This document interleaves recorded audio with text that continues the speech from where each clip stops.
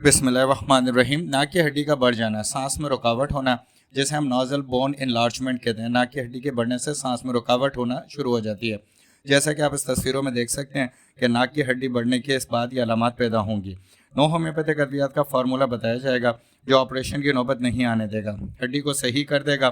Formula अगली slide में बता दिया गया है। होम्योपैथिक मेडिसिन में एक कमाल होता है कि नाक की हड्डी को अद्वियात से ही वो ख़त्म कर देता है, ऑपरेशन की नौबत नहीं आने देता। ये 9 बेहतरीन होम्योपैथिक मेडिसिन हैं जो नाक की हड्डी में आपने इस्तेमाल करनी है और नाक की हड्डी आहिस्ता आहिस्ता अपनी जगह पे ख़त्म हो जाएगी। इन तमाम तर दवाइयों को आपने 200 की ताकत में इस्तेमाल करना है। इस फार्मूले को इस्तेमाल करने का तरीका और बनाने का तरीका वीडियो के आखिर में बताया गया है, इसलिए वीडियो आखिर तक ज़रूर देखें।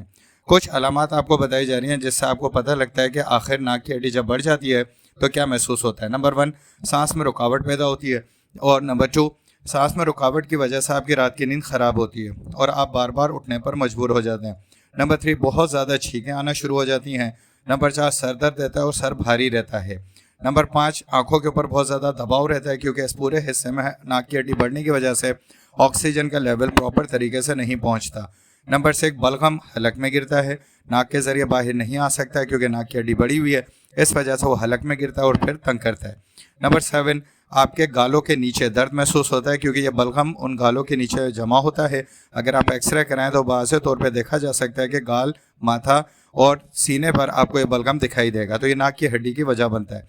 नंबर 8, आपकी नाक बहुत ज़्यादा सेंसिटिव हो जाती है, ज़रा से हाथ लगने से खारिश होती है, छींकें आना शुरू हो जाती है और नाक में हवा की रुकावट पैदा होती है। नंबर 9, आपकी आंखें लाल रहती हैं। नंबर 10, आपकी आंखों से पानी आता है।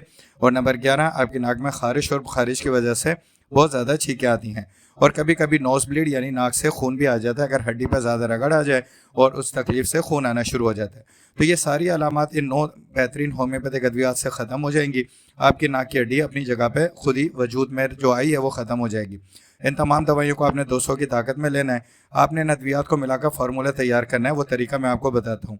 दवा नंबर 1, 2, 3 को मिलाकर सुबह के वक्त इस्तेमाल करना है। दवा नंबर 4, 5, 6 को मिलाकर दोपहर के वक्त इस्तेमाल करना है और दवा नंबर 7, 8, 9 को मिलाकर रात में सोने से पहले इस्तेमाल करना है। हर दवा के 10 कतरे 1 घूंट नीम गर्म पानी में डाल के आप इस्तेमाल करेंगे। 1 माह के इस्तेमाल के बाद 15 दिन का वक्फा देंगे और फिर दोबारा इस्तेमाल करेंगे। यह बेहतरीन होम्योपैथिक अद्वियात है जिनके इस्तेमाल से आपका ये मर्ज जो तफसील से बयान किया गया है सही हो जाएगा।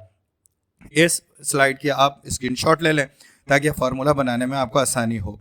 इन अद्वियात को आपने 200 की ताकत में इस्तेमाल करना है। इन अद्वियात को जर्मनी कंपनी की लेकर इस्तेमाल करें तो ज़्यादा बेहतर है।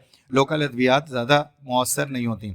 अगर आपसे फार्मूला तैयार नहीं हो सकता और ये कीमत में जब आप दवाइयाँ ख़रीदेंगे तो ज़्यादा आपको महंगी पड़ेंगी, तो इसी फार्मूले के इंतहाई मुनासिब कीमत में जैसा कि तस्वीर में दिखाया गया आप डॉक्टर मुकर्रम से उनके व्हाट्सअप नंबर पर रब्ता करके ऑर्डर करके अपने घर के एड्रेस पर मंगवा सकते हैं।